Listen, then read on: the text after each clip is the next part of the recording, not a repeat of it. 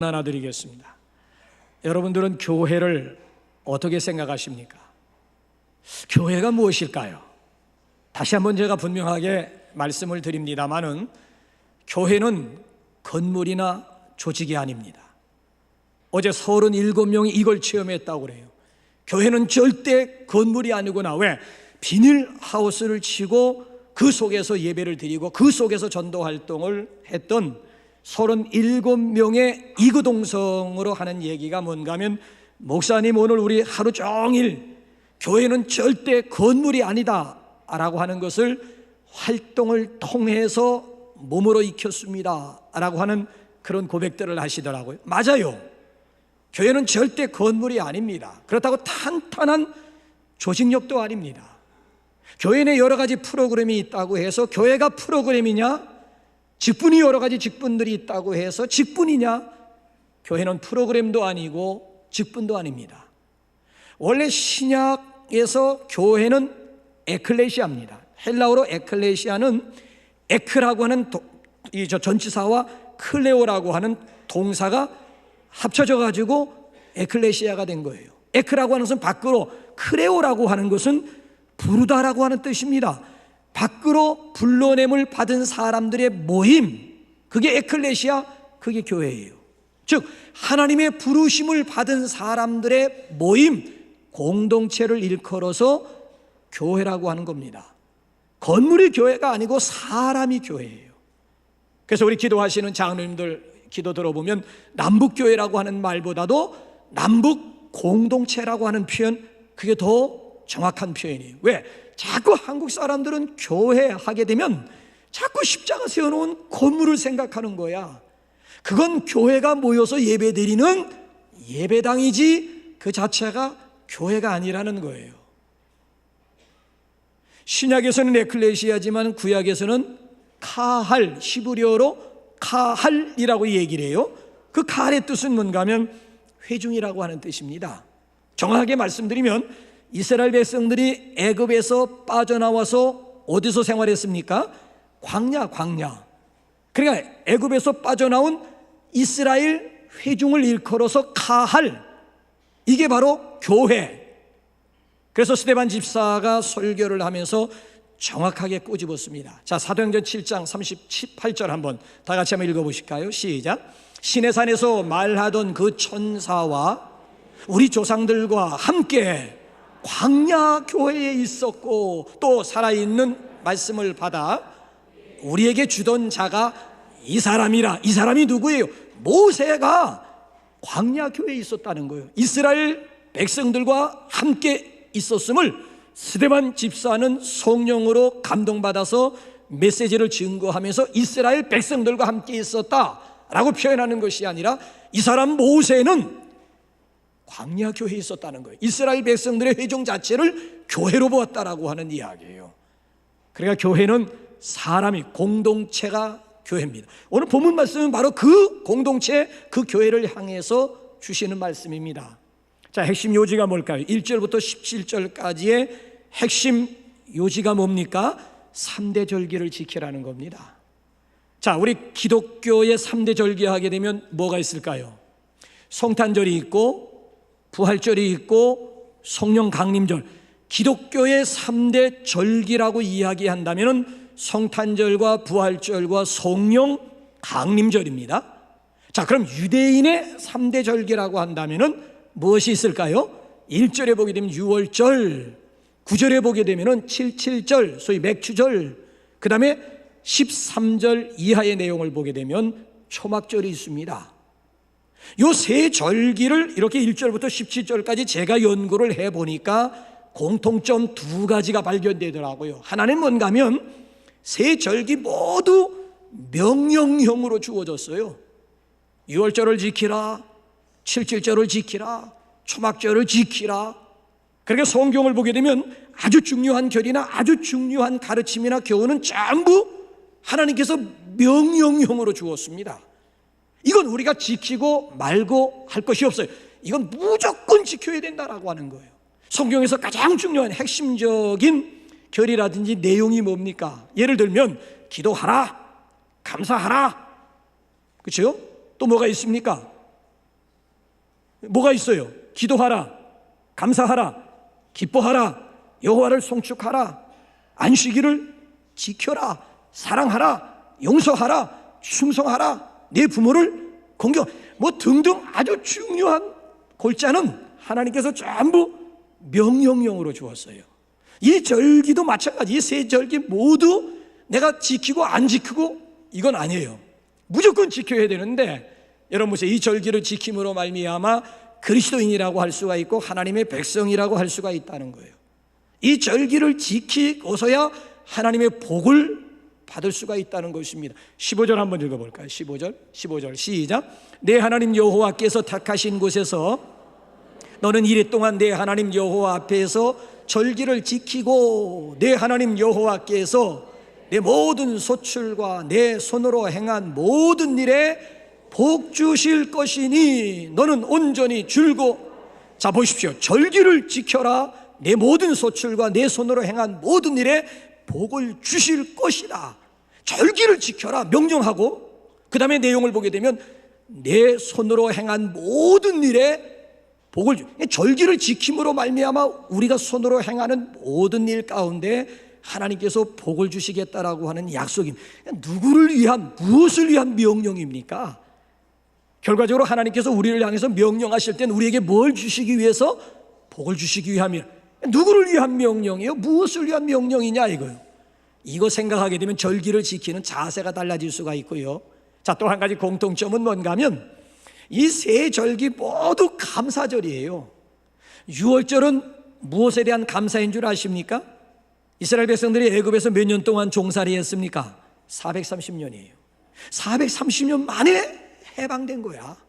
430년 만에 극적으로 애굽에서 구원받은 겁니다. 10가지 재앙 가운데서 극적으로 이스라엘 백성들이 구원받은 겁니다. 더군다나 홍해바다, 여러분 출애굽기 12장, 13장, 14장 내용을 쭉 읽어보시면 아슬아슬합니다. 무장한 애국 군대가 막 전차를 동원해가지고 추격전을 벌이고 있는 이런 상황 가운데서 아슬아슬하게 이스라엘 백성들은 홍해바다 가운데서 구원을 받고 애굽에 있는 모든 무장한 군대들은 다 물속에 수장당하는 이런 극적인 상황 가운데서 이스라엘 백성들이 구원받은 것을 기념하면서 지키는 감사절기가 이게 유월절이에요. 구원에 대한 감사절이라고요. 여러분들에게 유월절이 있습니까? 여러분들의 유월절은 언제예요? 여러분들의 유월절로 인하여 하나님 앞에 감사할 수 있기를 주님의 이름으로 축원합니다. 자, 그런가 하면은 두 번째 절기가 뭡니까? 두 번째 절기가 순서를 바꾼다면 초막절이에요. 초막절. 이 초막절을 다른 말로 장막절이라고 얘기합니다. 이스라엘 백성들이 애굽에서 빠져나와 홍해를 육지같이 건넌 다음 어디서 생활했습니까? 광야예요. 광야에서 몇십 년 동안 생활했습니까? 40년이에요 40년 동안 구체적으로 밤이 되면 어디서 잠을 잤습니까? 장막이야, 장막. 그래서 장막절이에요. 이 장막이라고 하는 것은 텐트야, 텐트. 텐트라고 하는 것은 짐승의 가죽을 가지고 텐트를 만들든지 아니면 천 가지고 텐트를 만들었는데 40년 동안 거기서 살았다는 거예요. 40년 동안. 이거 여러분 당연하다고 생각하십니까? 대부분 다 당연하게 생각하지요. 그래서 신명기 8장 4절에서 분명히 우리에게 못을 박아 주었어요. 자, 신명기 8장 4절 하면 이래도 당연하게 생각하려는지 한번 보시라고요. 시작. 이 40년 동안에 내 의복이 헤어지지 아니하였고 내 발이, 이래도 여러분 당연하다고 생각할 것이냐고요. 40년 동안 광야에서 행진을 하면서 날이면 날마다 천막을 쳤다가 벗었다 미고, 그리고 여러분 보세요. 길을 행하는 이런 민족에게 40년 동안 의복이 헤어지질 않았다라고 하는 거, 애고 어른이고 간에 발이 부르트지 않았다라고 하는 거, 이걸 여러분 당연하게 생각하시겠느냐고요. 가죽으로 텐트를 만들었던 아니면 천 가지고 텐트를 만들었던지 간에 40년 동안 옷이 헤어지지 않았듯이 텐트가 낡아지지 않고 40년 동안 그 텐트 안에서 생활을 했다. 이거 여러분들 당연하게 생각할 것이냐고요. 당연한 거 아닙니다. 당연하게 생각하기 때문에 감사가 없는 것이고요. 이거를 기적으로 생각하고 하나님의 도우시며 하나님의 은혜라고 생각하는 사람들은 광야 생활 가운데서도 얼마든지 하나님 앞에 감사 찬송할 수가 있었던 거예요. 문제는 뭔가 하면 대부분의 많은 사람들이 당연하게 받아들인 거예요. 생각해 보게 되면 당연한 건 아무것도 없는 겁니다. 이건 정말 놀라운, 그러니까 이 초막절은 무엇에 대한 감사입니까? 40년 동안 함께 하시고 인도하신, 뭘로 인도해요? 불기둥과 구름기둥으로 이스라엘 백성들을 인도하신 하나님. 더군다나 장정들만 60만 명이라고 한다면 어린아이들과 부녀들까지 합치면 300만 명이 넘는 거예요. 300만 명. 그럼 이 300만 명이 어디서 양식을 구해서 먹으며 어디서 괴기가 먹고 싶으면 괴기를 먹을 수가 있습니까? 놀랍게도 하나님께서 하늘을 열어주셔가지고 매일같이 만나를 내려서 300만 명 굶어 죽지 않게 만들었고요, 고기 먹고 싶다고 원망하는 백성들을 향해서 홍해 바다 가운데서 메추라기를 불러가지고 이스라엘 백성들 이와 이 사이에 고기가 끼어가지고 질리도록 고기를 먹여주신, 그러니까 여러분 보세요. 40년 동안 함께 하실 뿐만 아니라 40년 동안 가나안의 문턱까지 인도하신 하나님의 은혜를 생각하면서 감사하는 절기가 이게 초막절이고 이게 장막절이에요. 장막절. 자, 이제 오늘 본문 말씀해 보게 되면 끝으로 절기 하나 더 나오지요. 칠칠절이에요.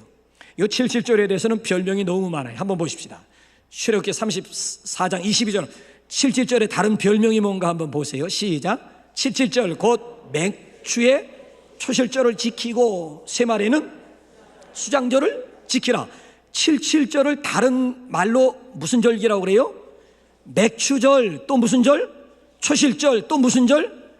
그럴 줄 알았어. 내가 함정이라고. 그게 저기 보면 세말에는 세말이 뭔가 하면 저건 수장절은 추수감사절, 우리가 12월 달에 가서 지키는 추수감사절을 성경에서 수장절이라고 얘기해요. 또 한 가지 절기가 뭔가 하면 칠칠절을 다른 말로 오순절이라고 얘기합니다. 칠칠절이라고 하는 7주를 계산하는 거야. 낫을 대해서 7주 동안, 그렇잖아요, 추수를 다 마치고 그 다음에 77이 49, 그 다음 50일째 되는 날 절기를 지킨다 해서 오순절, 50일째라고 하는 뜻이에요. 그래서 칠칠절은 맥추절이라고 하는 것은 보리 밀추수를 처음으로 하고 하나님 앞에 드리는, 지키는 절기이기 때문에 맥추절이라고도 얘기하고 칠칠절이라고도 얘기하고 더 나가서 오순절이라고도 얘기하는 거예요. 이 오순절, 이 맥추절의 의미는 열매로 인한 감사예요. 열매로 인한 감사. 지난 6개월 동안 열매로 인한 감사를 드리는 절기가 이게 맥추절이요, 이게 칠칠절입니다. 현대적인 맥추절의 의미는 뭐냐? 1년을 12개월로 12개월로 놓고 볼 때 6개월 딱 떼어가지고 전반기를 마치고 그 다음에 하나님 앞에 감사하는 절기를 현대적 의미의 맥추절이라고 하는 거. 어쨌든 유월절도 그렇고 초막절도 그렇고 맥추절도 다 이것은 감사의 성격이 있는 감사절기였다라고 하는 거예요. 이제 제가 여러분들에게 도전하면서 질문합니다. 여러분들의 맥추절은 뭡니까? 여러분들은 맥추절을 어떤 마음, 어떤 자세 가지고 맥추절을 지키려고 하십니까? 세 가지 제가 노하우를 여러분들에게 소개하면서 찬송하겠습니다. 그 첫째는 뭔가 하면은 복을 헤아려 지키라는 거예요. 10절 한번 읽어볼까요? 10절 시작. 내 하나님 여호와 앞에 칠칠절을 지키되 내 하나님 여호와께서 내게 복을 주신 대로 헤아려 자원하는 예물을 드리고, 복을 헤아리라고 하는 거예요. 복을 헤아리라는 거야. 지난 6개월 동안 하나님께서 영육간에 나에게 또는 우리 가정에 주신 복을 헤아리면서 절기를 지키라고 하는 것입니다. 생각을 해보라는 거예요. 지난 6개월을 한번 깊이 생각하면서 오늘 맥추절을 지키라고 하는 거예요. 제가 이렇게 인터넷을 이렇게 쇼핑을 하다 보니까 요즘에는 없다, 일명 없다 시리즈가 또 유행하더라고요. 요즘 우리 세상을 풍자한 거예요. 없고 다 없는 세상이래. 그래서 여기 10대는 보면 철이 없다, 20대는 답이 없다, 30대는 집이 없다, 40대는 돈이 없다, 50대는 일이 없다, 60대는 낙이 없다, 70대는 이가 없다, 80대는 처가 없다, 90대는 시간이 없다, 100대는 다 필요 없다. 10대부터 100대까지 다 없는 거야. 철이 없든지 답이 없든지 집이 없든지 돈이 없든지 일이 없든지 낙이 없든지 이빨 다 빠져가지고 이가 없든지 마누라 잊어버려 처가 없든지, 아니면 90세가 되면 시간이 이제 갈 시간, 너무 시간이 때 정도만 되면은 다 필요 없는 그런 시대가 온다는 거예요. 여러분, 우리가 살아가는 이 시대는요, 얻었다가 잃었다를 계속 반복하게 되어져 있습니다. 욥의 고백 그대로 적신으로 왔다가 적신으로 갈 수밖에 없는 거라고요. 빈손으로 왔다가 우리 인간은 빈손으로 갈 수밖에 없는 것 아니겠습니까? 한번 생각을 해보시라고요. 없는 것 가운데서도 있는 것이 있고 남아있는 것이 있다고요. 그거 생각하면서 감사하라는 얘기입니다. 어차피 우리네 인생은 얻었다 잃었다 이거 계속 반복하잖아요. 그러니까 여기 보면 없다고 원망하면서 보낼 생각하지 말고 그래도 남아있는 거 있잖아요. 남아있는 거 생각하면서 하나님 앞에 감사하라는 얘기고요. 잃은 것 중에서도 얻은 게 있어요. 그거 생각하면서 감사하는 사람이 행복한 사람이라는 겁니다. 그래서 이스라엘 사람들은 신학이 하나가 있는데 전쟁은 축복이라고 하는 말을 해요. 전쟁은 축복이라고 하는 신학을 이스라엘 사람들이 만들어낸 거예요. 무슨 소리냐고요? 우리는 전쟁하면 다 잃어버리는 것 같지요? 아니라는 거예요. 평안할 때는, 아무 일 없을 때는 절대 얻을 수 없는 것, 전쟁을 통해서만 얻을 수 있는 유익이 있고 축복이. 이스라엘 나라는 여러분 혼혈족들입니다. 이런 민족 저런 민족 잡다 평상시에 다 각각 자기 목소리를 내다가도 전쟁 꽝 터지기만 하면 여야가 없이 다 똘똘 뭉쳐가지고 외국에 갔던 유학 갔던 학생들까지 다 돌아와가지고 똘똘. 이건 전쟁을 통해서만 가능한 얘기지 평상시에는 불가능한 문제라는 거야.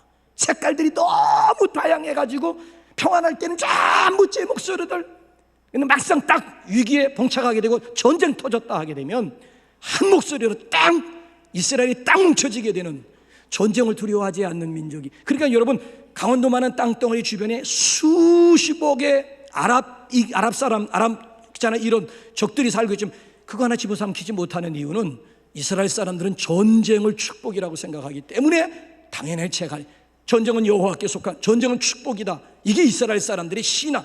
그 속에서 감사하는 거예요. 전쟁 중에 감사할 수 있으면 평상시에 여러분 뭔들 감사 못하겠느냐라고 하는 이런 도전이 되는 것이죠.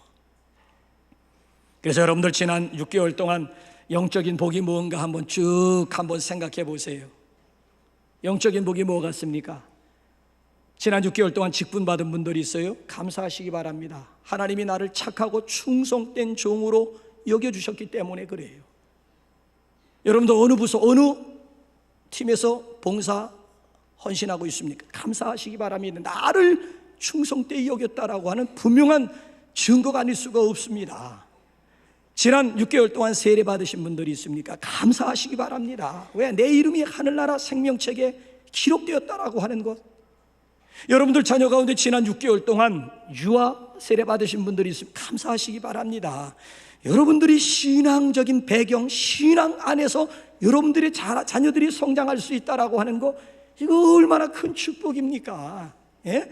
이거 그냥 생각하면 안 되는 거예요. 여러분들 가운데 지난 6개월 동안 혹시 이런 여러 가지 일 가운데 우리 오늘 세 가족이 있습니다만은 6개월 가운데 처음 교회에 나오신 분들이 있어요? 정말 감사해야 돼요. 왜냐하면 마귀의 자녀가 하나님의 자녀가 되었다. 아니, 나는 지옥에 갈 수밖에 없는데 천국 백성이 되었다. 이거 얼마나 감사한 일입니까? 여러분들 가운데 혹시 지난 6개월 가운데 잃어버린 예배를 회복하신 분들이 있습니까? 감사하시기 바랍니다. 예배의 성공은 인생의 성공인 줄로 믿으시기 바랍니다. 감사한 일이지요. 또 여러분들 가운데 특별히 남다른 깨달음이 있는 분들이 있습니까? 정말 그분들 감사해야 돼요. 왜? 은혜 중에 최고의 은혜는 설교가 깨달아진다. 주변에 있는 사건들을 통해서 하나님의 음성이 들려지. 이건 뭐 최고의 은혜지 뭐. 왜? 시편 49편 마지막 절 보게 되면 깨달지 못하는 사람은 멸망하는 짐승 같도다. 근데 나는 설교를 들으면 깨달음이 온다. 주변에 사건 터질 때마다 하나님의 음성을 들을 수가 있다. 이건 최고의 영적인 복을 깊이 생각을 해보게 되면 무궁무진하고요. 또 육체적인 축복은 뭐가 있을까요? 우리는 지금 발을 땅에 딛고 살고 있지 않습니까? 땅에 사는 사람은 땅의 복을 받아야 되는 겁니다. 근데 영적인 복을 받은 사람들에게는 하나님께서 땅의 복을 주십니다. 에베소서 1장 말씀을 보게 되면 신령한 복에 대해서 말씀하고 있는데요, 신령한 복뿐만이 아니야, 기름진 땅의 복까지도 말씀하고 있는 거예요. 여러분들이 지난 6개월 동안 땅의 복이 뭐예요? 육적인 무슨 복을 받으셨습니까? 혹시 지난 6개월 동안 자녀를 얻으신 분들이 있습니까? 하나님의 최고 선물이지요. 왜? 시편 127편 말씀을 보게 되면 자식은 여호와의 주신 기업 중에 최고의 기업임을 분명히 말씀하고 있잖아요. 지난 6개월 동안 혹시 직장을 얻었습니까? 이건 국가적인 경사입니다. 오늘 같은 시대에 직업을 얻었다, 직장을 얻었다, 이거는 국가적인 경사라고요. 국가적인 경사. 혹시 여러분들 가운데 지난 우리 6개월 동안에 건강하셨습니까? 온 천하를 얻은 거예요. 평강하셨습니까? 감사해야 됩니다. 여러분들의 자녀들이 졸업을 하고 취업을 했습니까? 이건 가문의 영광이라니까요. 얼마나 감사한 일인지. 좌우지간 우리가 이 땅에 있는 복도 이렇게 쭉 생각을 해보게 되면 생각이 없으니까 감사가 없는 것이지, 생각하면 생각이 달라지는 거예요. 여러분, 원래 땡크, 감사라고 하는 것은 think, 생각하다라고 하는 어원에서 나왔다. 생각이 없기 때문에 감사, 모든 것을 당연하게 생각하기 때문에 감사가 없는 것이지, 조금 깊이 생각을 해보면 영적인 복뿐만 아니라 땅에 있는 복에 대해서도 얼마든지 감사거리가 있는 거예요. 하나님께서는 여기 본문 말씀을 보게 되면은 이걸 지금 우리에게 강조해 주고 있는 거예요. 그래서 여기 보게 되면 헤아려서 절기를 지켜, 생각과 함께 절기에 임하라고 하는 얘기고요. 자, 그 다음에 두 번째로는 예물을 드리면서 절기를 지키라는 것. 10절 한번 보세요. 다른 차원에서 한번 여러분 읽어보실까요? 시작. 내 하나님 여호와 앞에 7절을 지키되 내 하나님 여호와께서 내게 복을 주신 대로 내 힘을 헤아려 자원하는 예물을 드리고, 자, 예물을 드리고 예물을 드리면서 절기를 지키라는. 아니, 왜 유월절도 그렇고 초막절도 그렇고 맥주절도 그렇고 꼭 예물을 드리라고 했을까? 난 이게 궁금하더라고요. 그래서 제가 질문을 던져봤더니 질문이 없으면 답이 없는데, 질문을 던지면은 반드시 하나님이 답을 주세요. 왜 절기 때마다 예물을 드리면서 절기를 지키라고 했을까?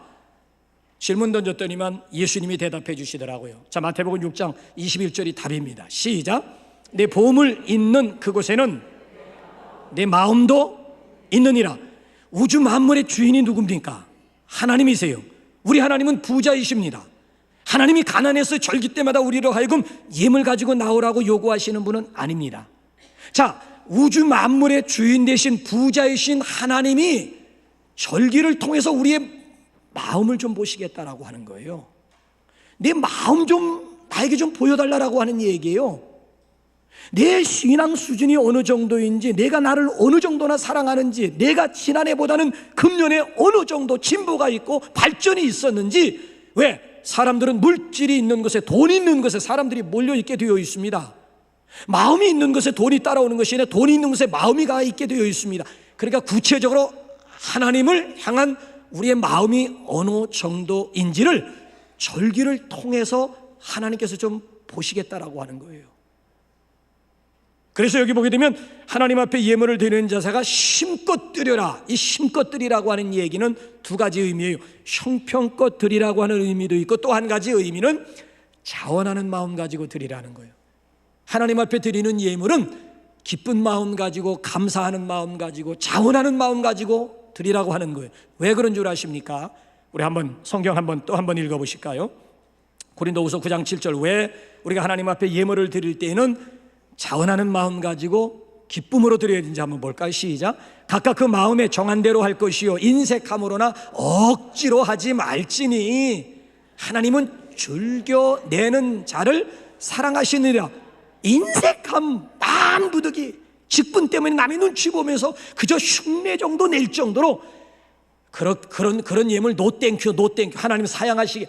나한테 드리는 예물은 기쁜 마음 가지고 즐겨 자원하는, 감사하는 마음 가지고. 왜? 하나님은 감사하는 마음으로, 자원하는 마음으로 헌신하는 자를 하나님이 사랑해 주신다. 그 다음 내용을 보게 되면 심은 대로 거두게 하시리라고 하는 하나님의 약속이 나와요. 그래서 헤아려서 절기를 지켜라, 예물을 드리면서 절기를 지켜라. 마지막 세 번째가 뭔 줄 아십니까? 온 가족과 함께 절기를 지켜라. 11절입니다. 우리 다 같이 한번 읽어볼까요? 시작.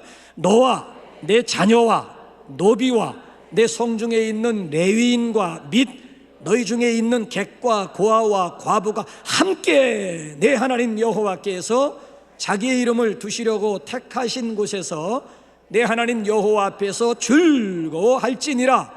너와 내 자녀와 함께, 아니면 우리 집안에 거하는 모든 사람들과 더불어서 하나님 앞에 절기를 지키라고 하는 거예요. 제가 이렇게 사역을 하다 보니까 어른들은 문제가 없어요. 이 자녀들이 문제입니다. 자녀들이. 여러분, 옛날에는 어떤 현상이 일어났는가 하면은 장년이 100명이면 주일학교는 200명이 정상이었습니다. 옛날에는 주일학교가 더 많았어요. 장년들 숫자보다는 아이들 숫자가 더, 심지어 많은 교회는 장년들이 100명이면 아이들은 300명이어서 300명. 근데 요즘은 정반대예요. 장년이 300명이면 아이들은, 비전 여러분 한번 센터 한번 가보십시오. 장년이 300명이면 아이들은 100명도 안 돼, 50명도. 그래서 한국교회의 미래가 있느냐? 이 질문이 지금 나오는 거예요. 그러니까 어른들은 그런 대로 문제 없어요. 문제는 자녀들이 문제니까. 제가 작년에는 1교구를 들고, 금년에는 2교구 들고, 내년도에는 3교구를 대신방, 왜 너무 많다 보니까, 그래서 내년에는 3교구가 아니겠습니까? 2교구를 돌면서 기도의 제목들을 쭉 보니까 공통된 기도의 제목들이 딱 한 가지가 걸리게 됩니다. 그게 뭔 줄 아십니까? 자식들을 위한 기도라고요. 내 몸에서 난 자식들도 내 마음대로 안 된다는 거예요. 여기에 부모들의 안타까움이 있는 거예요. 나의 우리 부부는 전혀 문제없이 믿음 생활 잘하는데 자식들이 함께 절기를 지키고 함께 주의를 지키지를 못하는 거야. 그러니까 우리 자식들 우리처럼 예수 믿게 해달라고, 주일 예배드리게 해달라고, 부모들의 한결같은 기도의 제목 가운데 답이 뭔가 하면 자식들의 영적인 문제를 놓고 부모들의 애타하는 그런 마음으로 중보 기도를 부탁하고 있더라고요. 여러분, 여기 보게 되면 너뿐만 아니라 너와 내 자녀와 함께 여기 절기를 지키라. 하나님은 우리 가족 중에 이방인이 없기를, 아니 방관자나 구경자가 없는 것이 하나님의 뜻이라고 하는 얘기예요. 그래서 앞으로 우리는 온 가족이 함께 절기를 지키고, 온 가족이 함께 주일을 지키고, 온 가족이 인가 기도되기 위해서 기도해야 할 줄로 믿습니다. 자, 그래서 오늘 여기 본문 말씀을 보면 이렇게 하나님께서는 모세를 통해서 이스라엘 광야에 있는 광야 교회를 향해서 분명하게 절기에 대한 지침서들을 이렇게 하나님께서 주셨어요. 그럼에도 이스라엘 백성들이 무슨 짓을 했는 줄 아십니까? 출애굽기라든지 민수기라든지 신명기를 읽어보시면은 이렇게 하나님께서 자상하게 절기를 지킴으로 내 손으로 하는 범사에 내가 복을 주시겠다고 하나님께서 약속하셨음에도 불구하고 이스라엘 백성들이 무슨 짓을 했는 줄 아십니까? 그래서 성경을 연구해 보니까 보름이 멀다 하고 하나님을 향해서 막 원망하고 막 불만, 불평을 토로하기 시작을 했더라고요. 이 원망과 이 불만, 불평이라고 하는 것은요, 습관이 되는 거 아십니까? 자꾸 불평하다 보면 이게 습관이 되는 거예요. 입만 열면, 내가 보면 충분히 감사해야 되는데 입만 열면 불평, 입만 열면 불만, 입만 열면 원망. 왜? 이미 벌써 불만, 불평이 습관이 돼가지고 몸의 체질화가 된 거예요. 체질화가. 감사할 수 있는 환경이 갖다 놔도 그 사람은 거기서 또 원망거리, 불평거리를 귀신같이 찾아내가지고 그러니까 평생 행복한 인생이 뭔가를 모르다가 가는 거예요. 여러분, 감사라고 하는 것은요, 이건 연습이에요. 연습. 이건 훈련의 결과입니다. 하루아침에 감사 체질이 되는 게 아니라, 미국 사람들 일만 열면 I'm sorry, thank you, thank you very much, so much, 뭐 별소리 다 하죠. 하루아침에 된 게 아니야. 엉금엉금 겨다닐 때부터, 그때부터 뭐 하나 주면 당연하게 받아들이면 쾅쾅 치는 say something, 뭔가 얘기해라. 이놈이 뭐라, say thank you, thank you라고 얘기해야지. 너 어떻게 당연하게 받으려고 하느냐. 어렸을 때부터 하나에서 또 10가지 다 감사를 계속 가르치는 거야. 그러니까 그 체질, 어렸을 때부터 자라면서 감사가 체질되다 보니까 어른이 되면 입만 열면 땡큐, 입만 열면 I'm sorry 잘하고 땡큐 잘하면 문제가 뭐가 있어요? 문제가 관계 속에서 뭐가 문제가 되느냐고요. 이 두 마디를 못하기 때문에 관계가 틀어지는 것 아닙니까? 관계 속에서 아우 미안합니다, 상대방에게 미안합니다 이거 잘할 수가 있고, 조금만 해도 감사합니다, 그 관계가 여러분 풍성해지지 않겠습니까? 작은 일에서부터 우리가 감사를 계속 연습하다 보면은 나중에 가면 별걸 다 감사하게 된다니까요. 나는 지난번에 우리 교인이 예배당에 오다가 넘어져가지고 팔이 부러졌어. 아, 이거 시험거리다, 시험거리. 이거 디스코 치러 가다 팔 부러졌다면 할 말이 없지만, 예배 드리러 오다가 이게 넘어져가지고 팔이 부러졌다. 하나님, 왜 내가 얼마든지 이거 하나님을 향해서 이것도, 그래서 이렇게 조심스러운 마음 가지고 신방을 갔는데 이분이 나를 위로하려고 하는 게 아니더라고요. 아, 목사님 정말 감사합니다. 아니, 이런 지경이 뭐가 감사해 집사님? 그랬더니만 그 집사님 뭐라고 얘기를 하는가 하면, 다리가 부러졌으면 어쩔 뻔했냐는 거야. 팔이 부러져서 감사하고, 또 팔 중에서도 이거 부러졌으면 어쩔 뻔했냐, 냉장고도 못 열고 밥도 못 먹고 글도 못 쓰고 이거 없으면 아무것도 못 하는데, 이 오른손 왼손이 부러졌으니까 좀 불편하긴 해도 기부스하고 주일만 되면 내 발 가지고 예배당 갈 수 있어 감사하고, 배고프면 오른손 가지고 냉장고 열어가지고 내가 먹고 싶은 거 다 먹고 글도 쓰고 뭐 다, 오른손 없으면 우리 아무것도 못 하잖아요. 그러니까 오른손이 안 부러졌으니까 얼마나 말 되더라고요. 이걸 가르쳐서 불행 중 다행이라고 얘기하는 것이 아니고, 불행 중 감사라, 이걸 전천후 감사라고 얘기를 하는 거예요. 남들이 볼 때는 불행하게 여기려는지 모르지만 정작 본인은 그 속에서도 감사거리가 나오고 오히려 하나님 앞에 감사하면서 행복한 인생을 살아가는, 이게 바로 그리스도인들의 모습이라고 하는 것입니다. 저는 외국을 다니면서 참 내가 대한민국에 태어난 것이 얼마나 정말이에요. 저는 정말 그렇습니다. 대한민국 중에서도 북한이 아닌 남한에 내가 태어났다라고 하는 것이 얼마나 감사한지 몰라요. 우리는 지금 이 안에서 그냥 운물 안에 개구리 모양 막 지지고 볶고, 좀 제발 좀 눈 좀 들어서 여러분 세계 지도를 좀 바라보십시오. 세계 지도 좀. 세계를 여러분 돌아다니다 보면 대한민국 같은 나라를 찾아본다라고 하는 것은 그리 쉽지 않아요. 250여 개 나라가 지구상에 5대양 6대주 가운데 250여 개 나라가 있다고 하지만 대한민국과 같은 그런 나라 많지 않습니다. 내가 대한민국에 태어났다라고 하는 것 자체가 얼마나 이게, 나라고 뭐 북한에 태어나지 말라는 법이 있습니까? 그렇지 않습니까? 그럼에도 대한민국에서 남한에 사는 사람도 뭔 그런 원망, 불만, 불평거리들이 많은지, 심지어 저 북한을 찬양하는 정신 나간 사람들도 이 남한에 얼마나 많이 있는지 몰라. 이번에 여러분 우리 교직자들이 백두산 4박 5일 수련회 다녀오지 않았습니까? 자, 대련에서 내려가지고 단동을 거쳐가지고 백두산까지 올라가면서 북한을 체험했다고요. 북한을. 양쪽 섬이 다 북한 섬이에요. 여기 김정일의 별장까지 있는 섬이에요. 자, 양쪽 이쪽도 북한 섬이에요. 그 중간에 흐르고 있는 강이라고 해봐야 뭐 큰 개울이지 뭐. 그 강을 중국 통통배를 타고 이렇게 올라가면서 양쪽에 있는 북한 군들, 깜짝 놀랐다니까요. 초등학생들 갖다 세우는 줄 알았다고. 그 물어보니까 초등학생이 아니고 그게 다 얼마나 키들이 작고 얼마나 먹질 못해가지고 말라 비틀어졌는지, 야, 저래가지고 전쟁 터지면 저거 전쟁할 수나 있겠어 저거? 예? 우리나라에서 잘 먹고 건장한 우리 청년들이 딱 같이 일대일로 맞붙으면 저것들이 전쟁이나 치를 수가 있을까? 그래서 막 가슴이 아려오더라고요. 우리는 여러분 저기 판문점에 가가지고 비무장지대를 통해서 북한을 바라보는 거하고, 중국에서 도랑 건너에 있는, 개울 건너에 있는 북한을 바라보는 거하고는 감회가 다르다고요. 가까이에서 이렇게 보니까요, 참 북한에 대해서, 같은 동족에 대해서 얼마나 가슴에 막 저려오면서 막 안타까워지면서, 기도가 여기서 하던 기도하고 현장에 가서 도랑 건너에 있는 북한을 바라보면서 드리는 기도 자세가 달라지더라고요. 그러면서 한편으로 얼마나 막 속에서 화가 치밀어 오르는지 몰라요. 지도자 잘못 만나가지고 백성들이 지금 죄송합니다만 개고생하고 있거든요. 지도자 한 사람 잘못 만났기 때문에 그 밑에 있는 백성들이 지금 수십 년 동안 김일성이나 김정일이나 김정은이나 다 그 사람들 아닙니까? 지도자 한 사람 잘못 만남으로 말미암아 백성들이 저 지경. 아니, 중국에는 밤만 돼도 전기불을 켜가지고 다 기어 나와가지고, 그게 체조인지 춤인지 모르겠습니다만은 전부 막 유니폼들을 입고 전부 막 그 체조에 막 전부 다 막 어른도 저 노인네고 애건에 다리 쭉쭉 올리면 자기 머리까지 막 다리가 쭉쭉 올라갔죠. 체조를 하고 막 운동들을 하냐고. 근데 우리 동포 동력 북녘 땅을 보니까 캄캄해. 중국은 얼마나 비옥한지 먹는 게 지천이야. 먹는 게 이 복숭아밭도 끝이 없고 옥수수밭도 끝이 없고 밤나무밭도 모든 것이 먹는 것이 지천인데 우리 동족 북한 땅을 바라보면 나무조차도 없는 거야.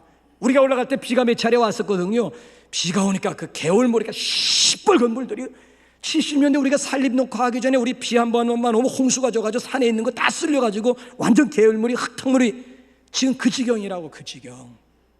그러면서 막 비교가 되니까 너무 화가 나는 거예요. 중국은 막 점점 강해지고 잘 살아가고 하는데 우리 같은 대한민국에 살고 있는 이 북한 이 족속들은 지금 완전히 철의 장막 속에서 지금 실탄 3발을 가지고 있는데 하나가 공포탄이에요. 2발은 실탄에 그냥 첫 번째 공포탄 딱 쏘고, 왜 강 압록강이라는데 두만강 건너가다 걸리면 공포탄 한번 쏴가지고 돌아오라 해가지고 안 돌아 그대로 간다.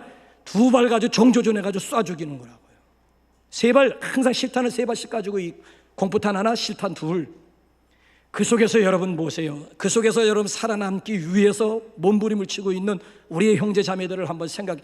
우리는 남한에 태어난 것 자체만으로도 이게 얼마나 더군다나 6.25를 겪으신 분들이나 보릿고개를 넘으신 분들이 우리 가운데 있으면은 절대 그분들은 원망, 불만, 불평할 수 있는 자격들 없는 분들입니다. 어떤 시절을 거쳐가지고 오늘 여기까지 왔는데 이만한 문제들 가지고 원망을 한다? 불만, 불평을 털어놓는다? 안 될 일입니다. 6.25를 겪지 못한 세대들은 그럴 수도 있어요. 보릿고개 춘궁기가 뭔지 모르는 사람들은 얼마든지 그때 먹을 것이 없었다. 라면 같은 소리 하고 있니? 라면 삶아 먹으면 되지 않느냐. 이런 세대들은 그렇다 손치더라도 춘궁기가 뭔지 보릿고개가 뭔지 6.25가 뭔지를 경험했던 분들은 절대 원망하면서 불평할 수 있는 자격들이 없는, 이대로 감사해요. 이대로. 근데 우리는 보세요. 상대적인 그런 관계 속에서 감사가 묻혀버리고 말잖아요. 남들과 나를 비교하면서 감사의 마음 온데간데 없어지고 대신 불만, 불평들만 지금 높아지고 있는 것 아니겠습니까? 우리만 그런 것이 아니라 여기 본문 말씀을 보게 되면 이스라엘 백성들도 그랬다는 거예요. 그러니까 하나님께서 새 절기를 만들어 놓으시고 명령하는 거예요. 명령.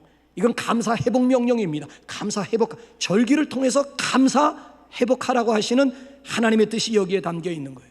그래서 여러분 맥주 감사절에는 2가지 의미가 있습니다. 과거적인 의미가 있고 미래적인 의미가 있습니다.